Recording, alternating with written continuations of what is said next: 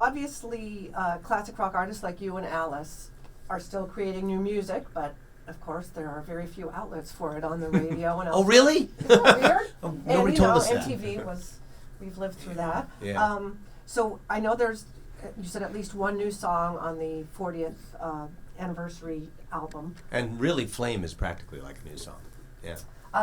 So where do you stand in terms of making a new all-original album? Personally, I don't think that making full albums is the way to go anymore. I just don't think that makes any sense because we could put a lot of time and energy and money into creating a full old school CD style album, and then the day it's released, it'll be free on the internet. Yeah. So that's the way the world wants to do it. So we're going to say, well, that's not what we're going to do. I think that doing a song or two at a time, doing a mini campaign behind it, working your social media angle on that, that's a little bit more in tune with what's happening now. So, and there are several tunes that are in different states of completion. Yeah. So I'm sure there'll be something. There's even other recordings that Yeah. have been started of, Yeah. of other tunes. So. Yeah. So there'll be stuff coming out down the road. Yeah. So. And as far as you guys know, I don't know if this is a question for you, is there unreleased material from back in the day, Foreigner? There is actually a little bit, yes. I'm actually aware of some of it. I don't know. We've kind of gone over that with Mick a little bit, and he doesn't seem too into releasing it, but you never know.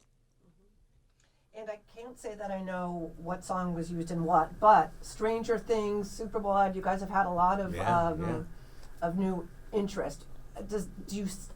How do you see that play out in your careers? I mean, does that bring new people to your Well, it's more shows? Visibility for Foreigner. That's a great thing. You know, it's higher profile. That's the way of. That's what happens in 2017. And you know, a lot that's of how you times get known. it causes people to go, who's that band that does that song? Yeah, yeah. And I know I've done it for commercial music as well.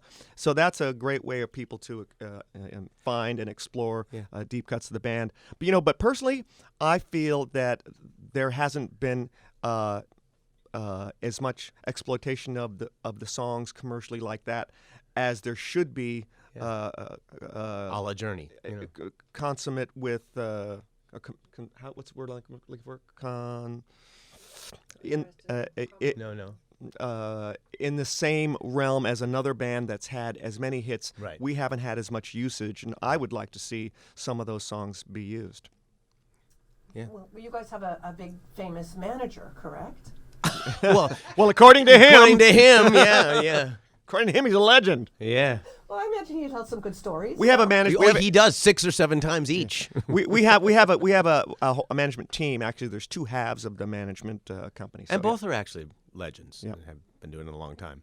But, what's funny is a few years ago, we started seeing the difference when we got in Glee, I guess, and American Idol, and a couple. We started seeing younger people at the shows, and you could feel that it was having an effect. So it is a good thing when there's commercial exploitation like that. I agree with him. We need more of it because our songs. I mean, I think Foreigner songs are way underused, really. Mm-hmm. And there's some classics. They're huge classics, and we have a lot of them. So, yeah, I think you'll see more.